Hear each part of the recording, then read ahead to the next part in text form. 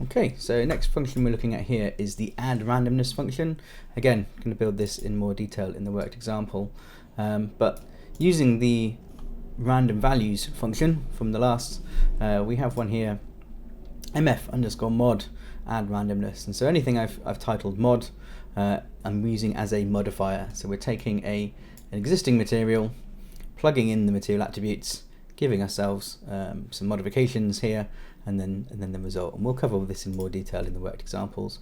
But basically, it's a randomness adder, and we're adding randomness to the various different channels. So here, base color multiplied by a value somewhere between 0.8 and 1.25, so slightly darker or slightly brighter. For roughness, we're blending between a roughness of the input roughness or an edited roughness. So in this case, we are taking the roughness values and just changing the range. So anything that was originally very shiny is now going to be slightly less shiny. Anything that was originally very matte is going to be slightly less matte. So we're just creating some subtle variations. We're not trying to kind of really define the look of a material here. We're just adding those little sort of small natural variations you get along surfaces.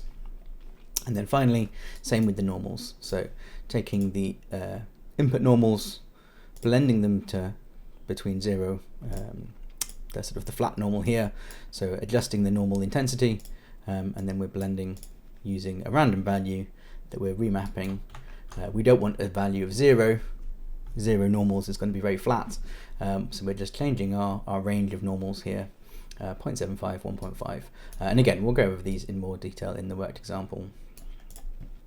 Taking the input material attributes, blending them with the edited material attributes, and using a random value to do that. And so, if I up my random intensity, we should see that our randomness has made a large change. If I change my seed value, we should get different values here. It's getting darker.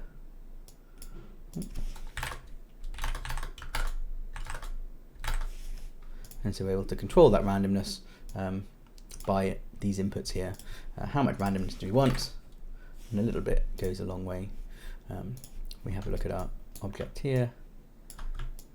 Not sure how well that's coming through in the video, but as I'm moving it around, you can see there's some subtle flickering to it, and that's because of the change in roughness, change in base color. Obviously, there's no actual normal applied to this currently. But hopefully you can see how that adds a little bit of randomness to our things based on the object position. So using the same functions here, but now rather than doing it as a inbuilt part of the material, we're doing it as a modifier that we can just add to the end of any material, which works really nicely.